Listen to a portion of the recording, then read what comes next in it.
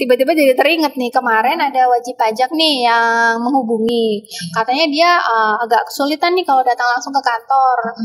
Kalau dia mau nunjuk kuasanya untuk datang, bisa nggak ya Mbak? NIK menjadi NPWP pribadi ini itu adalah untuk kesederhanaan administrasi.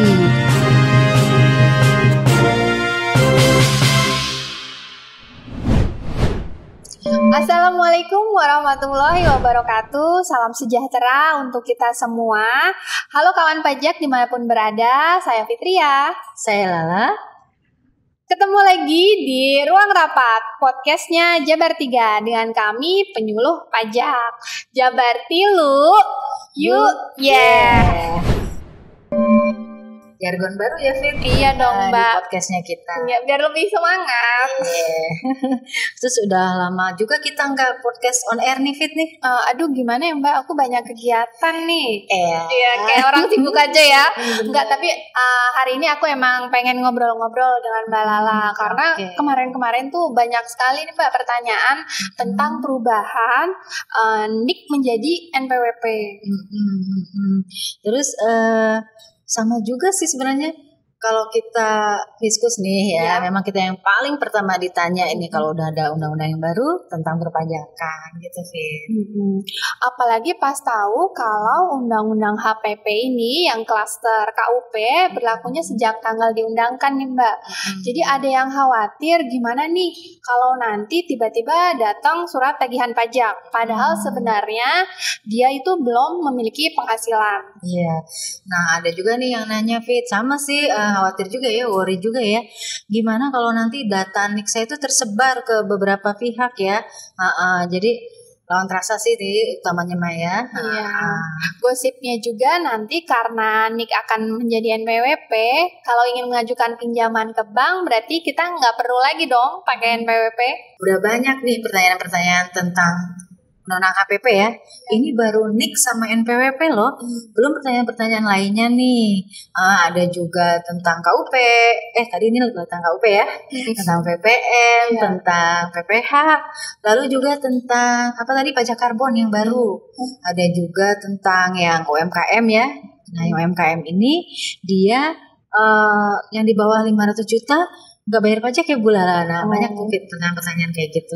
Tentang penegakan hukum pajak juga ada ya Mbak ya, dan juga ada yang bertanya juga tentang pidana pajak. Oke, nah tapi kita perlu jelasin dulu kayaknya nih Fit ya.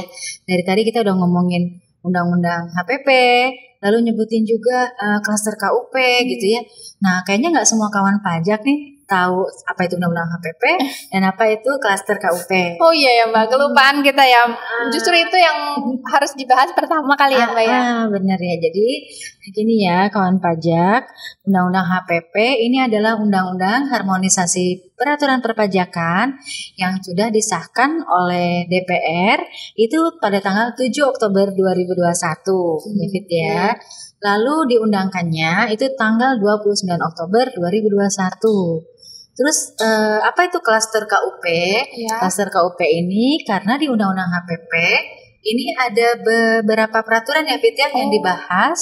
Jadi kita namakan klaster gitu ya, klaster peraturan seperti itu.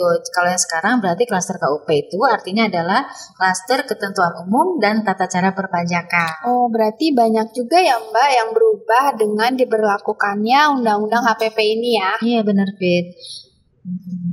Kalau tadi Mbak pertanyaan tentang NIK menjadi NPWP, balik lagi nih ke pertanyaan awal.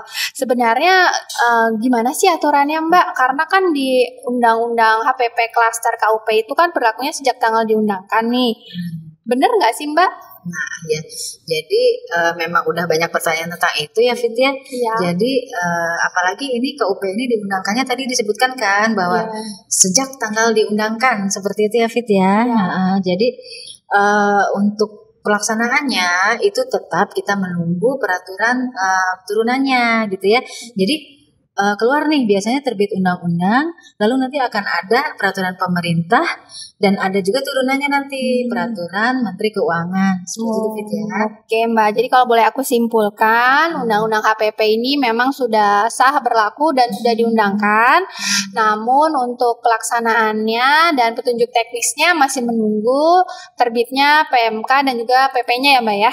Iya betul banget Fit. Jadi sambil kita jelasin juga ya bahwa NIK menjadi NPWP pribadi ini itu adalah untuk kesederhanaan administrasi dan juga untuk kepentingan nasional ini ya kawan pajak ya. Terus juga untuk integrasi basis data antara kependudukan dengan sistem perpajakan di Indonesia gitu Fit ya. Siap. Dan juga jangan lupa juga nih yang paling penting untuk mempermudah wajib pajak pribadi ya, orang pribadi ini untuk melaksanakan hak dan kewajibannya. Oke, siap Mbak kalau gitu. Oh iya Mbak, aku tiba-tiba jadi teringat nih kemarin ada wajib pajak nih yang menghubungi. Katanya dia agak kesulitan nih kalau datang langsung ke kantor. Kalau dia mau nunjuk kuasanya untuk datang bisa nggak ya Mbak? Nggak apa-apa sih Fit ya. Tapi kuasanya itu siapa ya? Kalau nggak salah beliau bilang sih istrinya. Oh istrinya ya. Oke, kebetulan nih di Undang-Undang HPP ini kan istri boleh dong jadi kuasa gitu Fit. Gitu. Ya. Jadi yang jadi kuasa ini adalah orang yang berkompeten ya di bidang perpajakan siapapun gitu ya. Nah yang dikecualikan itu adalah istri atau suami atau saudara satu darah ya atau saudara yang semenda itu sebanyak 2 derajat gitu. Oke Mbak, kalau gitu nanti aku tinggal infokan ya KWP-nya. Iya betul. Iya jadinya gimana yang kemarin Fit yang pemeriksa itu Mas siapa ya namanya itu ya yang nanyain tentang sanksi, besaran sanksi. Oh iya Mbak, aku jadi ingat. Tapi kan aku belum bilang lagi ke Masnya masalah ini. Soalnya kan peraturan pelaksanaannya belum keluar tuh Mbak. Gak apa-apa sih Fit dikasih tahu aja ya. Jadi kita ngasih taunya berdasarkan undang-undang HPP-nya.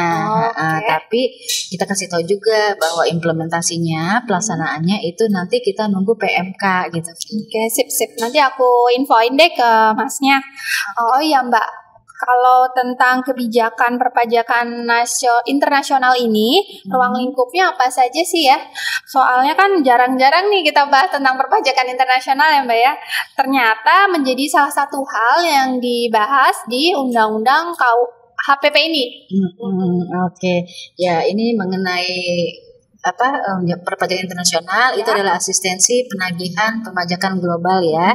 Jadi intinya gini Fit, kita bisa minta negara lain untuk menagihkan pajak jika warga negara kita ada di negara tersebut.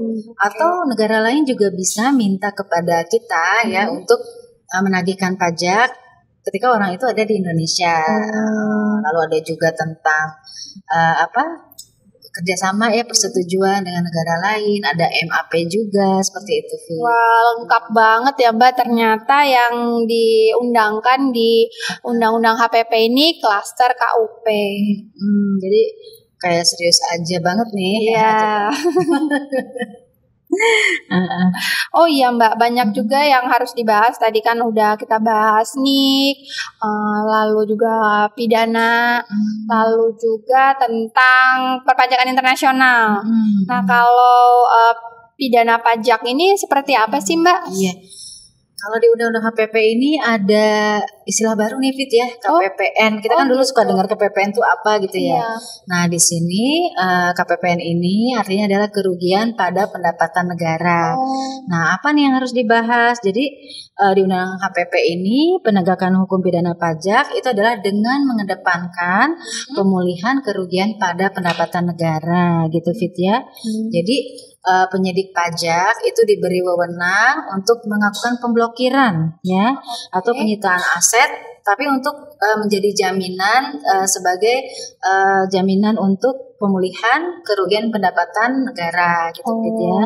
Lalu ada juga sampai dengan tahap persidangan kawan pajak ya, itu WP diberikan kesempatan untuk membayar sanksi dan juga pokok pajaknya itu sebagai pertimbangan untuk tidak dituntut tanpa penjatuhan pidana penjara gitu.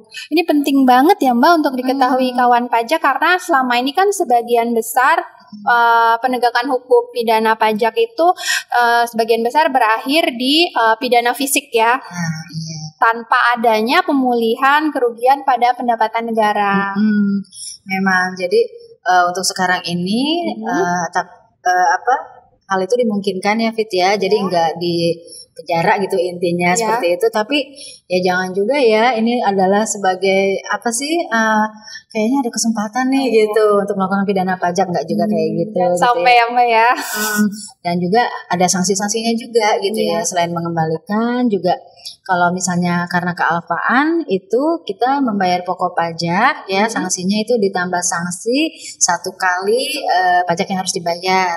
Lalu ada juga karena kesengajaan nih. Kalau kesengajaan itu bayarnya pokok pajak ditambah dengan sanksinya 3 kali lebih dari pajak yang harus dibayar.